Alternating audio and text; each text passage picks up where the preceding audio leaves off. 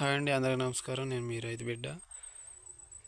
ఈరోజు వీడియోలో మళ్ళీ చేను తడికి వచ్చిందండి. ఇక ఇలా పెడుతూనే ఉండాలి, లేకపోతే చేలు ఎండిపోతాయి. ఈ చెట్టు చూడండి, తడి లేక అంటే మన పైపాడు చేసేటప్పుడు ఏరు కదిలింది.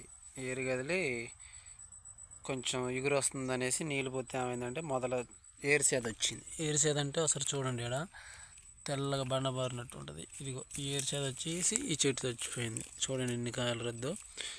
ఇలా మళ్ళీ మనం ఒక వారం రోజులు తడి పెట్టకపోతే చేనంతా సేమ్ దీనికిలాగా అయిపోద్దండి.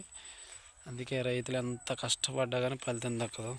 మార్కెట్ కూడా మళ్ళీ డౌన్ అయిపోతుందండి. 20,000 ఉన్న మార్కెట్ కాయలు అందుతున్నాయి అనే పాటికి మళ్ళీ రేటు 15,000 14,000కి వచ్చింది. కోత కూలి 10,000 దాకా అయింది.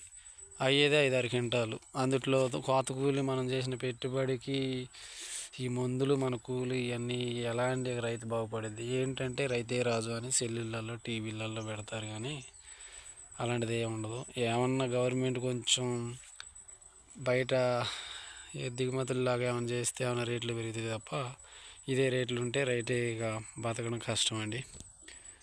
ఇదేనండి మన తోట. చూడండి ఎలా ఉందో. మళ్ళీ తడికి వచ్చింది. మళ్ళీ రేపటి నుండి పెట్టాలి. ఇప్పుడే సరి చేసేవచ్చు పైపు. ఓకేనండి, బాయ్.